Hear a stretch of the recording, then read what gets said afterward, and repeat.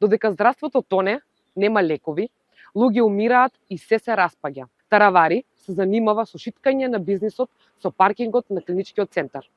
И тоа замислете со фирма Gjoka Construction од Албанија, која се поврзува и со сериозни скандали во соседната земја. Значи 99% од профитот за компанијата, а само 1% од профитот за државата.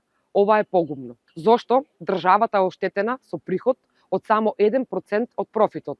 И зошто се доделува противабилен паркинг на странска и воедно приватна компанија, а не на некоја државна која веќе управува со паркинзи? Договорено е само 1% профит за државата е крајно сумнително и отвара сомнежи за корупција. СДСМ бара министерот Таравари да одговори колков е неговиот личен интерес во ова, изразен во проценти. Постои ли провизија од оваа сомнителна сделка?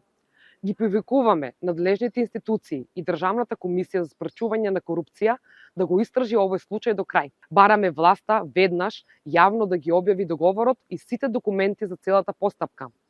Народот има право да ја види целата вистина.